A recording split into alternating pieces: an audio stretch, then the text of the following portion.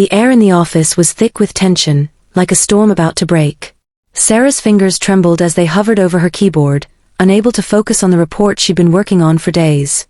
Across the room, whispers traveled faster than the morning coffee, each word carrying more weight than the last. The new boss had arrived yesterday, and already he'd called everyone into his office, one by one, like some twisted game of musical chairs where no one wanted to be next. When Emily emerged from that office, her face was pale, her eyes red-rimmed but dry. She didn't need to say anything. The cardboard box in her arms spoke volumes. 10 years at this company, 10 years of dedication and hard work, reduced to a collection of personal photos and a potted plant. As she passed Sarah's desk, their eyes met briefly, and in that moment, an unspoken understanding passed between them. This wasn't just happening to Emily. The pattern became clear as the day wore on. Michelle from accounting, Rachel from marketing, even old Mrs. Thompson who'd been keeping the books since before most of them were born, all summoned, all dismissed. Each woman carried away not just their belongings, but pieces of their dignity, their security, their future plans. The men in the office tried to maintain their composure, but Sarah could see it in their eyes, the unease, the guilt, the relief that it wasn't them being called out. By lunchtime, the women gathered in the break room, an impromptu support group forming among former colleagues. Some cried openly, others sat in stunned silence, while a few attempted to rally spirits with talk of legal action or finding new opportunities. But beneath it all ran a current of something deeper, something that couldn't be easily dismissed with promises of better days ahead. It wasn't just about losing jobs, it was about being dismissed, devalued, erased from a place where they'd poured their hearts and souls. Sarah checked her watch for the 100th time. 3 o'clock. Her stomach churned as she watched another woman emerge from the boss's office, this one younger than the rest, barely 2 months into her position. The injustice of it burned in Sarah's chest like acid. These weren't just employees being let go, these were lives being upended, families being destabilized, careers being cut short. And for what? A new broom sweeping clean? A fresh start that felt more like a hostile takeover? As she waited for her name to be called, Sarah found herself reflecting on her own journey here. 8 years ago, she'd walked through these doors full of hope and ambition. She'd worked late nights, taken on extra projects, mentored newcomers, contributed ideas that had helped build this company into what it was today. Now, she wondered if any of that mattered anymore. Did he even know what he was destroying with each termination? Did he understand the ripple effect of his decisions beyond the immediate bottom line? The fluorescent lights buzzed overhead, casting harsh shadows across the office floor. Men still at their desks avoided eye contact, pretending to be absorbed in their work while the dismantling of their female colleagues' careers continued methodically down the list. Sarah noticed how some of them shifted uncomfortably in their chairs, how others suddenly found urgent reasons to leave the office early. Co-workers she'd shared laughs with, celebrated promotions with, commiserated over tough clients with, now strangers in suits, silent witnesses to systematic exclusion. Her phone buzzed in her pocket, a text from her best friend, asking if she was okay. Sarah stared at the screen, fingers hovering over the keys, unsure how to answer. Was she okay? Could anyone be okay under these circumstances? Instead of replying, she slipped the phone back into her pocket and focused on breathing. In, out, trying to calm the storm inside while the one outside raged on. Across the room, the door to the boss's office opened again. This time, it was Human Resources Manager, Linda, stepping out. Not with a box, but with a folder clutched tightly to her chest. Her face was unreadable, but her normally impeccable posture seemed slightly defeated. She caught Sarah's eye and nodded almost imperceptibly before disappearing into the ladies' restroom. Something about that small gesture, that tiny acknowledgement of shared experience, made Sarah's throat tighten unexpectedly. The waiting was the worst part, Sarah thought as she forced herself to continue typing. The not knowing when her turn would come, what excuse would be given, how many years of service would be dismissed with a handshake and a severance package. Would he offer her the same vague explanation of restructuring he'd given the others? Or would he have something more specific prepared for her, someone who'd been with the company long enough to know its strengths and weaknesses intimately? As the afternoon light began to fade, painting the office walls with long shadows, Sarah realized something else was fading too, the sense of community, of belonging, of purpose that had once filled these spaces. The laughter that used to echo through the halls during coffee breaks. The collaborative energy that sparked innovation in conference rooms. The quiet moments of support when someone was having a tough day. All of it, evaporating like morning mist under the harsh sun of corporate restructuring. And still, her name hadn't been called.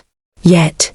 The final meeting came without warning, shattering Sarah's carefully constructed facade of professionalism. When the summons finally arrived, it wasn't through the usual channels, no polite knock from the receptionist, no formal email invitation. Instead, he appeared directly at her cubicle, tall and imposing in his perfectly tailored suit. His presence filled the small space, making her feel like prey cornered by a predator. Without preamble, he gestured toward his office, his expression unreadable behind designer glasses that reflected the harsh office lighting. As she followed him, Sarah noticed the subtle changes in the workspace she'd known for years. Where framed photographs of team achievements once hung, blank spots marred the walls. The vibrant bulletin board that had displayed birthday celebrations and charity events now stood bare, its cork surface marked with ghostly remnants of past postings. Even the air seemed different, heavier somehow, as if the building itself mourned the departure of its female workforce.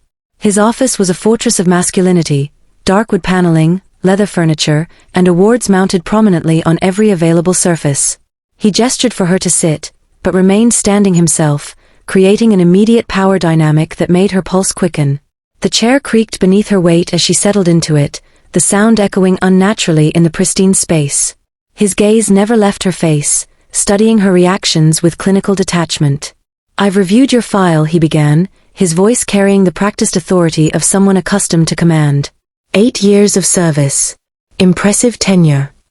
He paused, letting the words hang in the air like bait. Sarah's fingers dug into the armrests, her nails leaving crescent moon impressions in the leather. "However, we're moving in a different direction. One that requires fresh perspectives."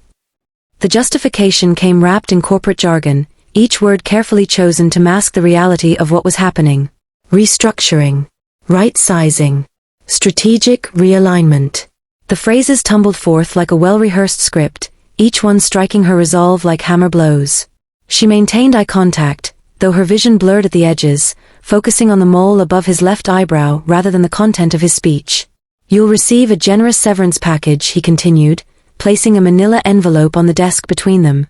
The gesture reminded her of a dealer laying down cards in a high-stakes poker game. 2 weeks' salary for each year of service. Health benefits extended for 3 months. References upon request. The checklist of compensation items rolled off his tongue with mechanical precision, as if he delivered this speech countless times already today. Sarah's mind raced, cataloging every achievement, every late night, every successful project that had contributed to this company's growth. The quarterly reports she'd streamlined. The client relationships she'd nurtured. The mentoring program she'd established for new hires. None of it seemed to matter now, reduced to bullet points in a personnel file. Her throat constricted as she realized the true cost of this moment, not just the loss of income, but the erasure of years of professional identity. He leaned forward slightly, perhaps sensing her internal struggle. "I understand this might come as a shock," he offered, his tone softening ever so slightly. The concession felt hollow, like a pre-programmed response to anticipated resistance. "But I assure you, this decision is purely business-related. Nothing personal." The words stung more than she cared to admit. Nothing personal. How could it not be personal when every aspect of her professional life was being systematically dismantled? When the network of relationships and accomplishments she'd built over nearly a decade was being dismissed with such clinical detachment? She wanted to argue, to present her case, to demand an explanation that went beyond corporate platitudes. But something in his demeanor, the way his jaw tightened fractionally, the slight twitch at the corner of his mouth, warned her against pushing too hard. Instead, she focused on the practical details, forcing herself to ask the necessary questions about benefit continuation and reference protocols. Her voice sounded distant, as if coming from someone else entirely, while her mind grappled with the surreal nature of the situation. The office she'd once considered a second home now felt foreign, its familiar contours distorted by the reality of her impending departure. As she rose to leave, he extended his hand across the desk. The gesture felt both expected and absurd, a professional farewell after delivering such a devastating blow. She shook it automatically, noting the firmness of his grip, the calluses on his palm that spoke of years spent climbing the corporate ladder.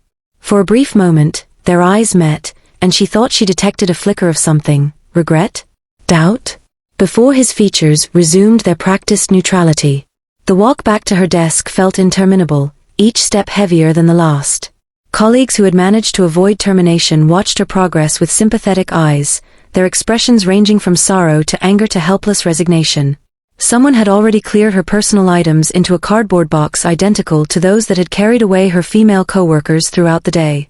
The sight of it waiting on her desk, her entire professional life condensed into a container designed for groceries, brought a fresh wave of emotion that threatened to overwhelm her carefully maintained composure.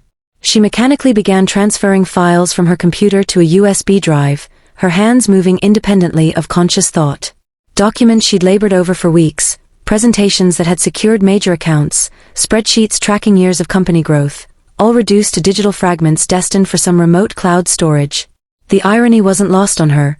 Technological advances had made it easier than ever to erase someone's professional existence with a few keystrokes. The office phone rang, startling her from her task. Caller ID revealed it was her mother, probably wondering why she hadn't picked up her niece from school as planned. Another domino falling in the chain reaction triggered by this single meeting. She silenced the call, adding family disappointment to the growing list of consequences she'd face in the coming days. The notification light blinked persistently, a visual reminder of the life she was leaving behind, piece by piece. As she packed the last of her belongings, Sarah became aware of the other women gathering around her desk. Their solidarity manifested in shared glances, gentle touches on the shoulder, whispered words of encouragement. They formed an unspoken circle of support, their collective presence a testament to years of camaraderie and mutual respect. In that moment, surrounded by friends and colleagues who understood exactly what she was going through, she felt a spark of something unexpected, not defeat, but determination. The drive home stretched into eternity, each traffic light an eternity of reflection. Sarah gripped the steering wheel tighter than necessary, her knuckles whitening with each passing mile. The cardboard box containing 8 years of her professional life sat precariously on the passenger seat, threatening to spill its contents with every bump in the road. She glanced at it occasionally, half expecting to see ghosts of her past self staring back, the ambitious young woman who'd started at the company, the seasoned professional who'd mentored countless newcomers, the trusted colleague who'd weathered corporate storms alongside her peers. Pulling into her driveway, she noticed her neighbor's children playing in their front yard. The older girl, maybe 12 years old, was helping her younger brother climb the jungle gym. Their laughter carried across the suburban silence, momentarily masking the turmoil in Sarah's chest. She watched them for a moment, remembering when she'd been that age, full of dreams and possibilities, certain that the world would welcome her talents with open arms. The memory brought both comfort and pain, highlighting how far she'd come and how much she now risked losing. Inside her house, the silence pressed against her ears like cotton wool. Everything looked the same as it had that morning, the stack of magazines on the coffee table, the half-finished crossword puzzle abandoned on the dining room table, the pile of laundry waiting to be folded. Yet nothing felt the same. She placed the box on the kitchen counter and stared at it, willing herself to unpack and organize, to impose some semblance of order on the chaos of her thoughts. Her phone vibrated incessantly on the counter, notifications piling up like autumn leaves. Friends checking in. Family offering support. Former colleagues sharing similar stories. Each message added another layer to the emotional whirlwind threatening to consume her. She scrolled through them absently, pausing at a video message from Emily, one of the first to be let go. In it, Emily spoke of reaching out to a lawyer friend, of starting a support group for affected women, of fighting back against what clearly amounted to systematic discrimination. The mention of legal action sparked something in Sarah's mind, memories of conversations overheard in the break room, comments dismissed at the time as harmless office gossip. There had been that project last year, the one that mysteriously disappeared from the company portfolio despite showing promising results. She, Emily, and several other women had poured months into developing it, only to see it shelved without explanation. Then there was the client account they'd successfully turned around, which had been abruptly reassigned to an all-male team just as profitability numbers improved. Moving to her laptop, she opened a secure cloud folder she'd created years ago, a habit born from working in competitive corporate environments. The documents within told a story she hadn't fully appreciated until now. Meeting notes detailing innovative strategies that had been implemented without credit. Email chains documenting contributions that had been minimized or ignored. Performance reviews consistently rating her and her female colleagues higher than their male counterparts, yet somehow never translating into equivalent promotions or salary increases.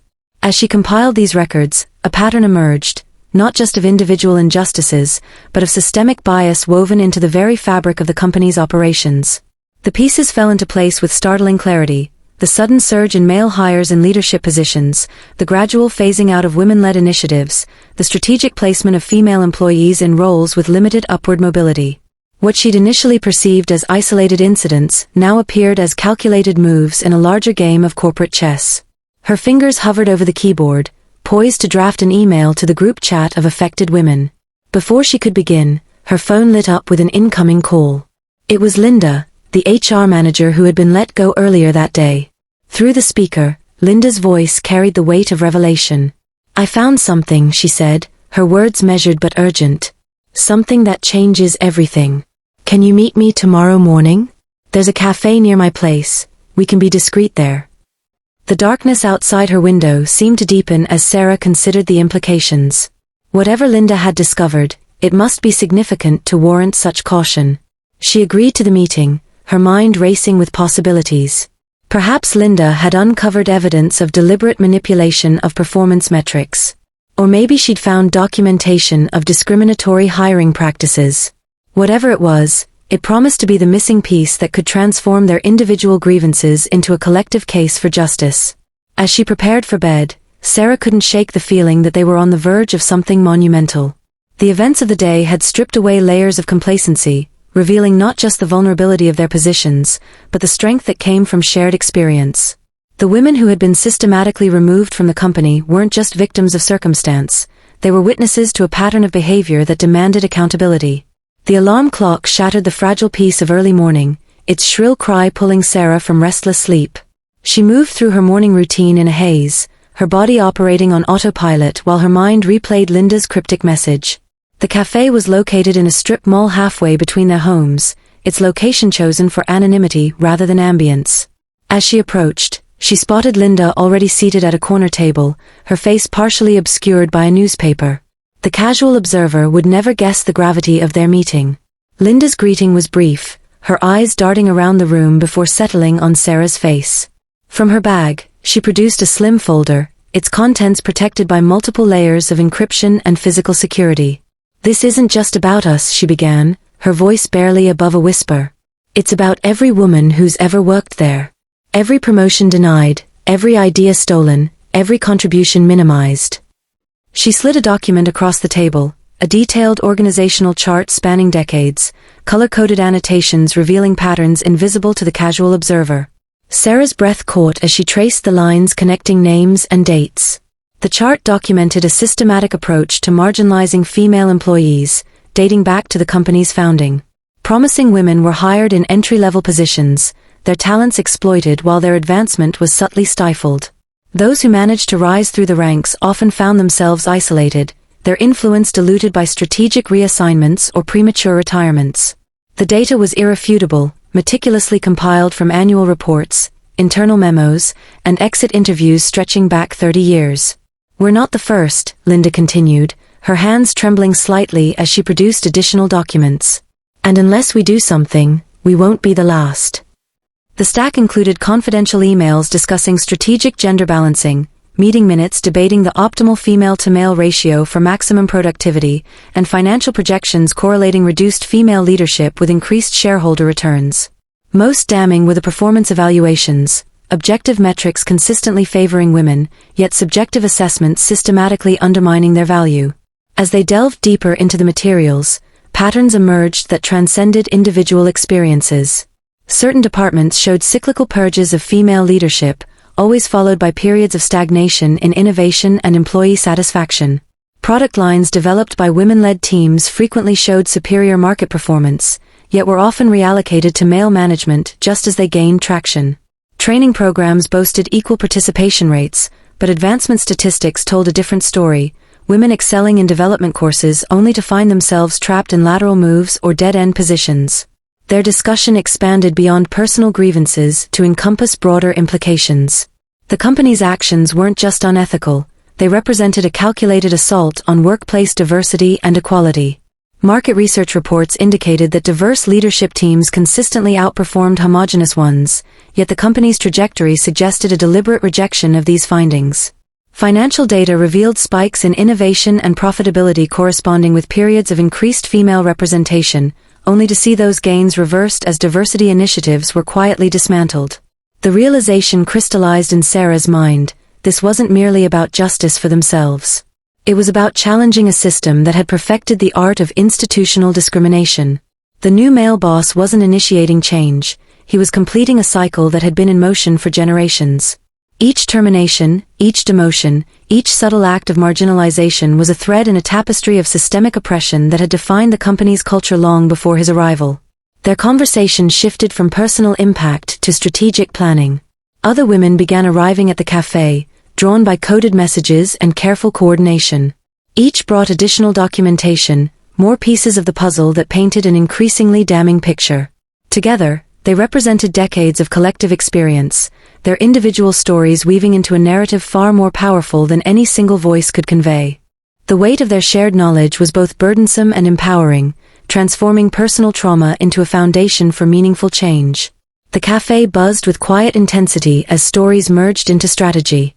Legal options were discussed, media approaches considered, potential allies identified. Yet beneath the tactical discussions lay a deeper understanding. They weren't just fighting for restitution or recognition. They were challenging the fundamental assumptions that had allowed such discrimination to flourish unchecked for so long. The battle ahead wouldn't be easy, but armed with irrefutable evidence and unwavering determination, they knew they held the power to reshape not just their own futures, but the future of workplace equality itself. As the meeting concluded, Sarah found herself lingering over the organizational chart, tracing the connections between past and present. The patterns of discrimination weren't random acts of prejudice, they were carefully orchestrated elements of a system designed to maintain control through exclusion. Each name represented not just an individual story, but a piece of a larger mechanism that had perpetuated inequality for generations. The weight of this realization settled heavily on her shoulders, not as a burden, but as a responsibility. Returning home, she spread the documents across her dining room table, creating a mosaic of evidence that told a story far more complex than simple workplace bias. Financial reports revealed how periods of increased female leadership correlated with higher profits and innovation metrics. Client feedback surveys showed consistent preference for teams led by women, particularly in areas requiring creative problem-solving and relationship management. Internal communication records documented numerous instances where female-developed strategies had been appropriated by male colleagues, their origins conveniently forgotten in official narratives. The scope of the conspiracy expanded beyond individual experiences to encompass entire departments and divisions. Marketing campaigns conceived by women-led teams showed significantly higher engagement rates, yet were frequently credited to newly appointed male directors.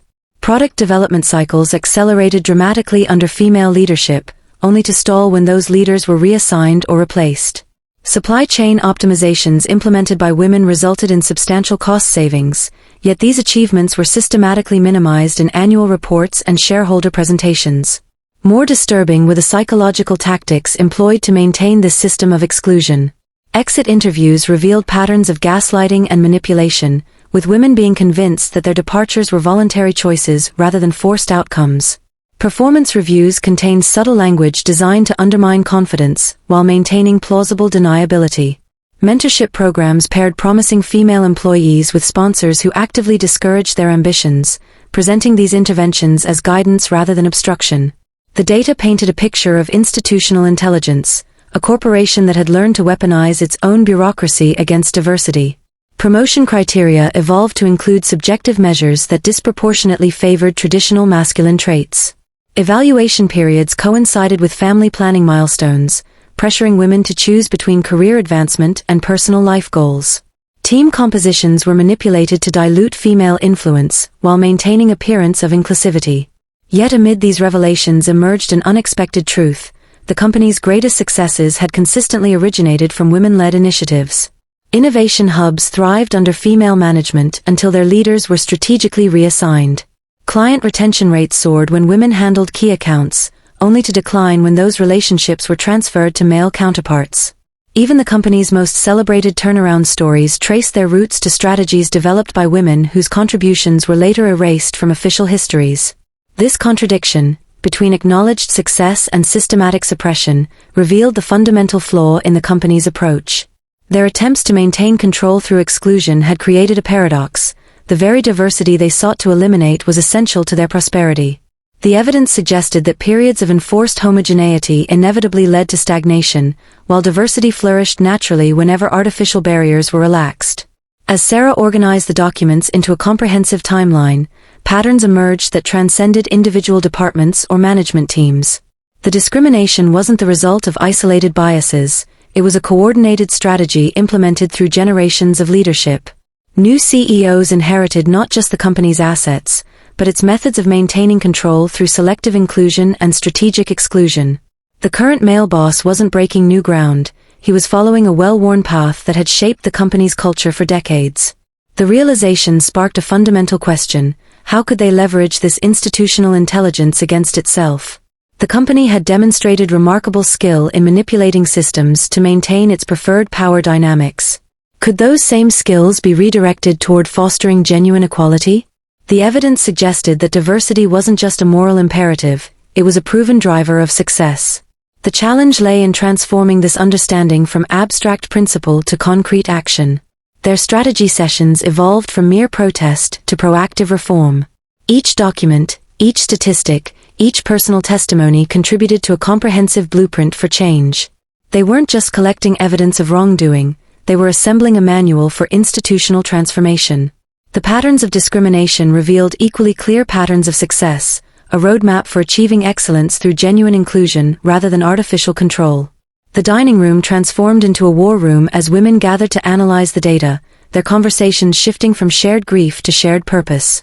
Lawyers reviewed employment contracts, financial analysts dissected profit trends, communication specialists mapped influence networks. Each participant brought unique expertise, their collective knowledge creating a multidimensional understanding of the challenges ahead. The dining table groaned under the weight of documents, but more importantly, it bore witness to the emergence of a movement that transcended individual grievances. The hours blurred together as they worked, fueled by a mixture of outrage and optimism. What had begun as a defensive response to unjust terminations evolved into an offensive strategy for systemic change. The evidence wasn't just ammunition for legal battles, it was foundation material for rebuilding an institution predicated on equality rather than exclusion. Each revelation about past discrimination illuminated potential pathways for future progress, transforming victimhood into agency through the power of informed action. As dawn broke over the horizon, casting golden light across the scattered documents, Sarah felt the stirrings of something profound. The patterns of discrimination, once sources of despair, now appeared as blueprints for revolution. The company's history of suppressing diversity had inadvertently documented the very mechanisms needed to dismantle its own oppressive structures. The battle ahead would be complex and challenging, but armed with this comprehensive understanding of institutional dynamics, they possessed something more powerful than mere righteous indignation. They held the keys to transformative change. The months that followed were a whirlwind of legal proceedings, media exposure, and corporate maneuvering. Armed with their meticulously compiled evidence, the women transformed their shared trauma into a powerful movement for change. Their case gained national attention, sparking conversations about systemic discrimination in workplaces across the country. Journalists dissected their findings, legal experts praised their documentation, and advocacy groups rallied behind their cause. The turning point came during a pivotal court hearing, where Sarah stood before a packed courtroom, presenting not just her own story, but the collective narrative of decades of institutional bias. The organizational charts, performance metrics, and internal communications spoke louder than any single voice could. The judge's expression shifted from skepticism to disbelief as the depth of the company's discriminatory practices became undeniable. In a landmark ruling, the court mandated sweeping reforms within the company. Not only were wrongful terminations overturned, but the corporation was ordered to implement transparent promotion policies, establish independent oversight committees, and allocate significant funds toward diversity initiatives. The male boss who had orchestrated the mass firings found himself facing personal liability, his career crumbling under the weight of his actions. But the victory went far beyond legal restitution. Empowered by their success, the women formed an alliance dedicated to reshaping workplace culture on a broader scale.